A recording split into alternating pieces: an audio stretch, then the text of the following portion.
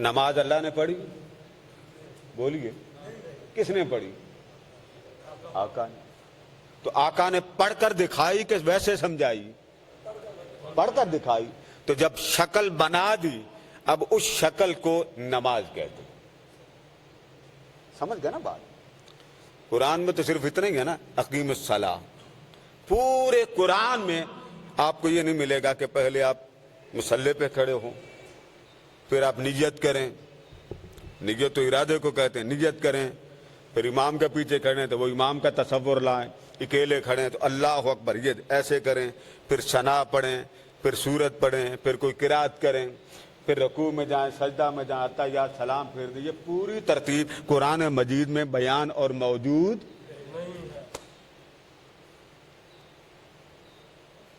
یہ بعض لوگوں کو بڑی ایک عجیب تماشا ہوتا ہے، بس جی قرآن کافی. اب بتائیں نماز سمجھانے میں فرض ہے، شکل کیسے سمجھائیں گے؟ شکل کے لیے عقل کو پوچھیں گے، عقل کہے گی مجھے تو سوجھ بوجھ نہیں، کوئی کر کے دکھائے تو میں نماز پڑھوں. عقل کو سمجھانے سے کیا حاصل ہوگا؟ عقل تو نقل اتارتی کہ کوئی کرے تو میں تب کروں. میں نے تو دیکھنا ہے، نقل اتارنی. یہ جب موبائل نہیں آئے تھے اس وقت ریڈیو ہوتے تھے، ٹیپ ریکارڈر ہوتے تھے، ٹیلی ویژن ہوتے تھے، تو کسی کے وہم و گمان میں ہوتا تھا کہ اتنے سے سکرین میں ساری فلم آ جائے. بولیے نا، خیال ہی تھا نا. سکرین پہ ایک پروجیکٹر لگا دیتے تھے، فلم چل جاتی. لیں جی یہ سکرین دیکھ، بس وہاں ہی لوگوں کو خارش پڑ جاتی. اچھا تصویر دیوار پہ بھی آ جاتی. پھر تھوڑا تھوڑا کر کے موبائل آیا. پہلے صندوق جتنا تھا، اب اتنے اتنے آ گئے. ٹھیک ہے، ایک مثال دے رہا ہوں. تو عقل کسی شے کو دیکھتی ہے پھر لیتی ہے. پانی ٹھنڈا کیسے کرنا اسے سمجھانا پڑے گا. آپ کون سے ملک میں رہتے ہیں؟ یا فریزر میں پانی ٹھنڈا ہے، یہ برفانی علاقہ وہاں کا پانی ٹھنڈا ہے، یا باہر برف باری ہو رہی. کئی ممالک میں سارا سال بارش ہوتی ہے. تو عقل کیا کرتی؟ اپنے حساب سے چلتی. آپ کہتے ہیں نا جو شے عقل میں نہ آئے وہ نہ مانے. یہ تو ایک الگ موضوع ہے نا سائنس کا. سائنس خود کہتی ہے کہ کئی چیزیں ایسی ہیں جو ہماری عقل میں بھی نہیں آتی مگر ہمیں ماننا پڑتا ہے. اسلام دین عقل نہیں ہے. اللہ نے عقل کو انسان کے فہم کے لیے دیا ہے. چلنا ہے کیسے، کھانا کیسے، پینا کیسے. تو جب کوئی شے کھانی ہو تو ناک آپ کو بتا دے گا، دھماکہ ہوتا ہے تو آپ کو کان بتا دیں گے. کسی شے کی حیت ہے تو صرف آنکھ حیت دکھا دے گی. اس کے تر و تازہ ہونے کی بات یہ کرے گا، آنکھ نہیں کرے گی. اس کا ٹیسٹ چکھنا ہو تو وہ زبان کرے گی، ناک نہیں کرے گی. ہر وزیر کا اپنا اپنا دائرہ کار بنا دیا. یہ نہیں ہے کہ یہ آنکھ ذائقے کا کام کبھی نہیں کرے گی، کان بصارت کا کام نہیں کریں گے. یہ تو بات قابل تسلیم ہے نا. اب عقل یہاں کیا کرے گی؟ مولا روم نے ایک واقعہ بیان کیا کہ 5 نابینے تھے. 5 یعنی وہ کہتے ہیں جی عقل جو ہے نا اس کو سوجھ بوجھ نہیں ہو ہی نہیں سکتا. اللہ نے اسلام بندے کے لیے عقل کے پیچھے نہیں لگایا، امر کے پیچھے لگایا کہ جو کہہ دوں اسے مان لو. یہ مت دیکھو جانور ذبح کیوں کرنا، بس حکم الہی ہے. یہ مت دیکھو صبح سے شام تک میں بھوکا پیاسا رہوں تب روزہ، اگر میں بھوک ہڑتال کروں تب کیوں نہیں. مت دیکھو، یہ حکم الہی ہے. مت دیکھو ایسے ایسے کرنے سے عبادت ہوتی، اگر میں اکیلا ادھر منہ کروں ادھر منہ کروں تو ایسے کرنے کی عبادت نہیں. حکم الہی. اسلام امر کا پابند ہے. کس کا؟ مالک. عقل کا پابند نہیں. بھلے آپ کو سمجھ آئے یا نہ آئے. کفار مشرک کئی بار ہڈی رکھ کے لاتے تھے. ہڈی زمین سے اٹھاتے، کسی مردار کی ہڈی لاتے اور آقا دو جہاں علیہ السلام سے پوچھتے اس میں سے ہم زندہ ہوں گے جب ہم بالکل مٹی ہو جائیں گے، بہت سیدھا ہو جائیں گے. اب یہ عقل کی بات تھی نا. بولیے نا، عقل کی بات. آج بھی بعض لوگ کہتے کیسے زندہ ہوں گے. قرآن میں 2 مثالیں دی اللہ پاک نے. 2 مثالیں دی. رفاتن و ازاما. رفات کہتے ہیں ریزہ ریزہ کو، ازاما کہتے ہیں ہڈی کو. یعنی ہڈی ریزہ ریزہ ہو جائے گی، اس میں سے ہم زندہ ہوں گے.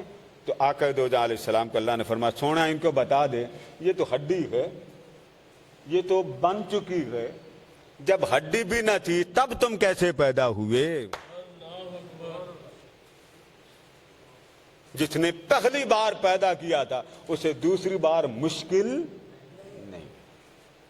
یہ چیز ایک، اور دوسرے مقام پر فرمایا تم کہتے ہو دوبارہ زندہ کیسے ہونا، ہر روز بیج لگاتے ہو، پودے اگتے دیکھتے ہو، تب بھی یقین نہیں آتا کہ وہ بندہ کیسے زندہ کرے گا۔ ہر روز تم اگتے ہوئے جو پھلوں کو، درختوں کو، پودوں کو، جڑی بوٹیوں کو اس زمین سے دیکھتے ہو جس میں سے کھاتے ہو، اور گٹک پھینک دیتے ہو، گٹھلی پھینک دیتے ہو، تو گٹھلی جب پھینک دیتے ہو تب تمہیں پتہ نہیں چلتا یہی زمین سے پھاڑ کر باہر نکلے گی۔ تو جب زمین سے یہ پھاڑ کر باہر نکلے گی تو اس ایک بیج سے میں کتنے پھل بنا لیتا ہوں، اور اگر میں چاہتا ایک جوز سے کتنی بنی نو انسانی پیدا کرتا، مگر نہیں، ایک سے ایک انسان پیدا کرتا ہوں۔ کھانے اور پینے والی اجزاء کا پروسیس الگ رکھا، تخلیق انسانی کا مطلب بہت مثالیں ہیں، مگر میرا سبجیکٹ یہ نہیں ہے، میرا مضمون یہ ہے کہ احکام کیسے ثابت ہوتے ہیں، حلال و حرام کا ثبوت کیسے ہوتا، اس کی تعیین کیسے۔ ہمارے ہاں لوگ کیا کرتے ہیں، ایک صاحب انہوں نے مجھے رسالہ بھیجا، یہ جی یہ حرام ہے، حرام ہے، اور حرام کیا تھا؟ خضاب لگانا۔ کیا لگانا؟ یہ سن لیں، یہ ساتھ ساتھ مسائل میں پہلے بھی بیان کر چکا ہوں۔ اسی طرح ٹیسٹ ٹیوب بیبی جب پاکستان میں پہلی بار ہوا تھا، اس کو ہمارے لوگوں نے حرام کہہ دیا کہ یہ حرام کا نطفہ ہے۔ فرسٹ ٹائم اسلام آباد میں وہ پیدا ہوا تو انہوں نے حرام کہہ دیا۔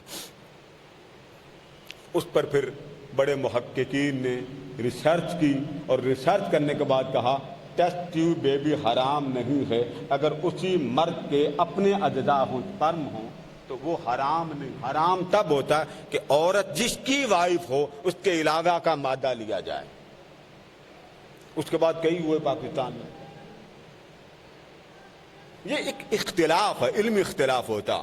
ہمارے ہاں تو اختلاف کو گستاخ بنا لیتے ہیں، نہیں، اسلام میں گستاخ کانسیپٹ بہت ہائی سطح پہ آ جاتا۔ اس لیے اختلاف جب آ جائے تو شکر کیا کریں کہ شریعت محمدی میں اللہ پاک نے بڑے راستے کھول دیے۔ یہ نہیں کر سکتے اس پر بات عمل کر لیں، یہ نہیں کر سکتے اس پر عمل کر لیں۔ اس لیے احادیث نبوی کے درجے ہیں۔ فجر کی آپ سنتیں پہلے نہیں پڑھتے، 2 سنتیں بعد میں کب پڑھتے ہیں؟ بولیے نا، آپ بولے نا، اتنے تو عالم آپ ہیں، میں تو کچھ بھی نہیں، فقیر نکما جاہل تھا۔ جب آپ فجر کی 2 سنتیں نہیں پڑھتے تو جماعت ہو رہی ہے تو کب پڑھتے ہیں؟ بعد میں۔ آپ کہتے جی سورج نکلے تب پڑھیں۔ آپ کو سمجھ بھی آ رہی کہ نہیں آ رہی؟ آواز صحیح آ رہی؟ بعض لوگ فجر پڑھنے کے ساتھ ہی پڑھ لیتے ہیں۔ ہمارے بعض لوگ پریشان ہوتے ہیں، بھئی ہوتی نہیں، یہ جملے نہیں کہنے چاہیے۔ نماز باجماعت پڑھ کر بھی یقین نہیں ہوتا کہ قبول ہوئی، یہ صرف اس کو معلوم۔ کیا خبر اگر وہ کیڑے نکالنے پہ آ جائے تو ہمارا کخ بھی نہ رہے، برم رکھتا ہے، کوئی بات نہیں۔ اس لیے محدثین نے، مفسرین نے ایک جملہ کہا، جملہ غور سے سن لیں۔ وہ کہتے ہیں کہ آپ نے اسلام کے جس حکم پر عمل کرنا اس کے احکام ظاہر پہ عمل کریں۔ جملہ آپ نے سمجھ لیا، کون سے احکام؟ احکام ظاہر۔ ظاہر کس کو کہتے ہیں؟ آپ گئے، وضو کیا، کچھ دعائیں پڑھی، آپ نے نماز پڑھی، بس نماز خیال آتے ہیں، آپ نے خیال کیا مکہ ہے، مدینہ ہے، نماز پڑھی، آپ نے بڑے ادب سے سلام پھیر دیا، بس آپ کو حکم ملا، اس نے فرمایا پڑھ، آپ نے پڑھی، بھلے آپ کو خیالات نے تنگ کیا، آپ کو وسوسوں نے تنگ کیا، تصورات بد آتے رہے، بھلے آپ کو آتے رہے، یار نے کہا پڑھ، آپ نے پڑھ دی۔ آپ کا اگلا کام نہیں ہے کہ ڈیپلی میں نماز میں غوطہ زن نہیں ہو سکا، غرق نہیں ہو سکا، وہ اگلا مرحلہ، وہ تو تب ہے جب کسی صالح پرہیزگار متقی کی قربت میں بیٹھے، اس کی محبتوں کی ہوائیں لیں، فضائیں لیں، پھر اس کی چاہت کا مزہ، حسن و جمال کا مزہ لے کر پھر نماز پڑھ، وہ الگ بات ہے۔ مگر اللہ اس کے بھی قبول کرتا ہے جو گناہوں میں غوطہ جان ہے، مگر اس کے حکم سے انکار نہیں کرنا چاہتا، مولا ناراض نہ ہو جائے وہ بھی نماز پڑھتا۔ اور ایک وہ شخص ہے کہ جو چھوڑتا ہی نہیں، وہ تنہا بیٹھا رہے، جلوہ سامنے ہوتا، نماز میں آئے تو اس کی حالت اور ہوتی۔ اب دونوں کی نماز میں زمین و آسمان کا تو فرق ہے، لیکن قبولیت میں شک نہیں۔ فرق یہ ہے ایک کو اللہ خیرات ذرا چسکے کی زیادہ دے دیتا ہے، ایک کو تھوڑی دے دیتا۔ بات سمجھ گیا نا؟ اس لیے کہ کوئی بھی آپ نے دلیل لینی ہو، حکم لینا ہو، اب میں اصول سمجھا دوں۔ نماز آپ پڑھتے ہیں، آپ نے ظہر پڑھی، آپ نے سنتیں نہیں پڑھی، ظہر کی آپ 4 سنتیں نہیں پڑھی تو آپ کیا کرتے ہیں؟ 2 طریقے ہیں نا، کہ نماز فرض سے آپ فارغ ہوئے، اب آپ کے پاس 2 آپشن، جب پہلے سنتیں پڑھ لیں 4، پھر بقیہ نماز پڑھ لیں، ادروائز ساری کمپلیٹ کر لیں بعد میں پڑھ لیں، دونوں طریقے ٹھیک ہیں۔ لٹ نہیں اٹھا سکتے جی کیوں نہیں پڑھی، یہ ہمارے ہاں یہ تشدد، تعصب، ضد بہت زیادہ۔ کسی کی شلوار تھوڑی سی نیچی ہو جائے تو کیا کرتے ہیں؟ بولیے، فتویٰ لگاتے ہیں کہ نہیں؟ بولے نا، اپنے منہ سے بولے۔ آپ ذرا زیادہ اسلامی ہیں تو کیا کرتے ہیں؟ نماز ہوئی نہیں، کوئی جملہ نماز کا ہونا نہ ہونا، حرام ہونا حلال ہونا، سوائے آمنہ کے لال کے کسی کو بولنے کی اجازت ہی نہیں۔ ہم خدا جانے کون سے فتوے دیتے ہیں۔ ایک وقت وہ تھا کہ داڑھی والے کو تکبیر کے علاوہ پڑھنے کی اجازت نہیں ہوتی، داڑھی والا۔ ابھی حافظ صاحب سامنے بیٹھے، اب اکثر مسجدوں میں کلین شیو تکبیر پڑھتے ہیں کہ نہیں پڑھتے؟ بولیے نا، کیوں پڑھتے ہیں؟ اس پر بڑے بڑے علماء نے اس چیز کو غور کیا کہ لوگ اللہ کی طرف نہیں آتے، تو جو شے فرض ہی نہیں ہے اس کو مسلط کیوں کرتے ہیں؟ آگے نا بات، اس لیے اس کو درجہ بدرجہ نیچے لے آئیں۔ اس کا گناہ اپنی جگہ، مگر اس نے فرض نہیں چھوڑا، نماز فرض ہے تو تکبیر کی شرائط ہیں، اس میں سختی نہیں ہے، اس میں سختی نہیں ہے، لہذا اس نرمی کا فائدہ اٹھا کر حضور کی امت کو مائل کیا جائے۔ ایک جگہ پڑاؤ تھا آقا دو جہاں علیہ السلام کا، تو کچھ بچے کفار کے وہ ایک طرف پھر رہے تھے، تو نماز کے لیے کسی صحابی کو حضور نے فرمایا اذان دو۔ بلال نے اذان دے دی۔ جب بلال نے اذان دے دی، وہ جو غیر مسلموں کے بچے پھر رہے تھے نا، ان میں ایک چھوٹا سا بچہ کھڑا تھا، اس نے حضرت بلال کی سیم آواز نقل کی اور ایک ایک لفظ آتا تو اس بیچارے کو کچھ نہیں تھا، اس نے ایک ایک لفظ ریپیٹ کیا، دہرایا۔ کریم آقا نے اس کو بلا بھیجا، اس کو پکڑ کے لاؤ۔ اس کو پکڑ کے لائے گئے تو آقا نے فرمایا یہ جو تم نے، وہ ڈر رہا تھا کہ خدا جانے محمد میرے ساتھ کیا کرتے ہیں، خبر نہ تھی نا، خبر تو ان کو ہوتی ہے جس نے مصطفیٰ کو قریب سے دیکھا۔ تو اس نے ڈرتے ڈرتے کہا ہاں میں نے نقل اتاری۔ فرمایا ذرا میرے سامنے دہراؤ۔ اس کو لفظ تو آتے کوئی نہیں تھے، قربان جائیں۔ آقا دو جہاں علیہ السلام نے اس کو ساری اذان اپنی زبان سے سکھائی۔ ساری اذان کس نے سکھائی؟ آقا نے۔